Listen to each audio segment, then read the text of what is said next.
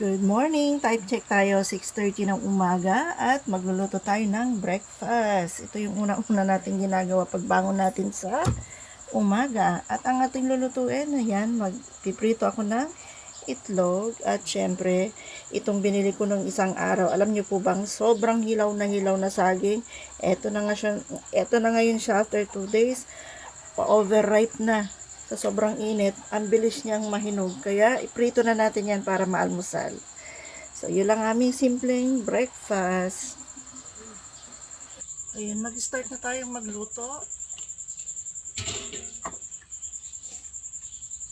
Sunny side up na lang yung gagawin ko sa itlog.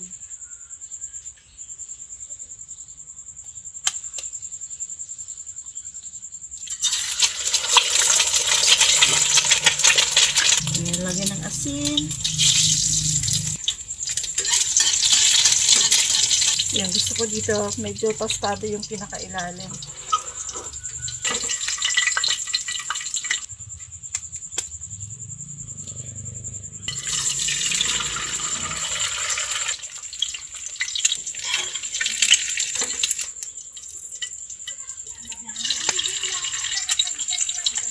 Ganito lang kasimple yung mga inuulam namin dito sa probinsya.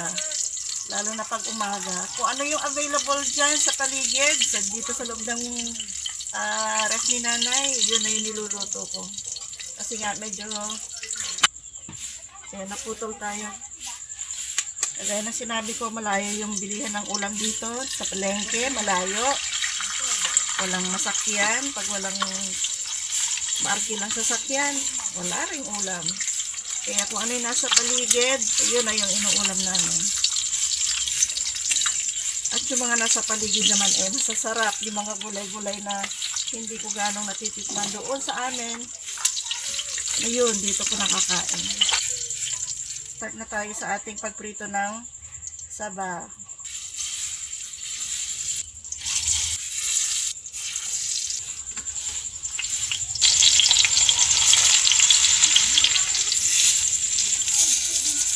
Ganyan lang siya. Medyo tostahin lang natin ng konti kasi medyo ano na siya, malambot.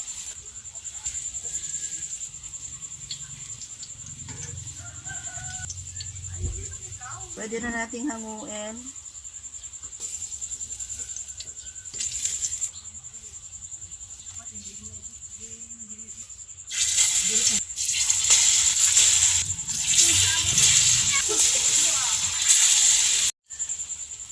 Ito na yung ating third batch. Malapit na tayo matapos. At malapit na kumain.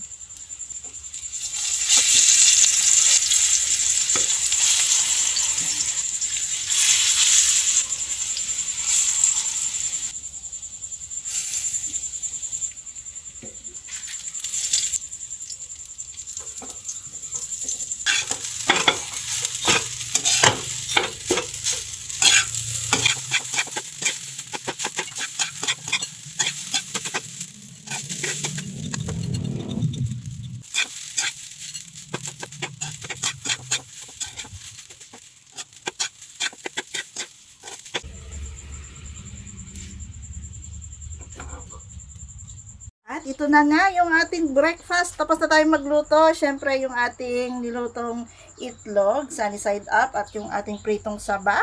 At yung akel ko nagbigay ng dinengdeng na labong na may dahon ng saluyot.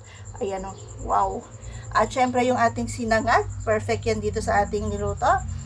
At siyempre yung ating dessert, yung ating panghimagas, ayan, meron tayo ditong mangga. Ayan.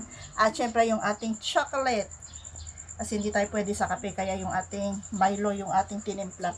So, yan ang ating breakfast. Sabi ko kanina simple, pero ngayon ay special na dahil ang dami ng nakahain dyan.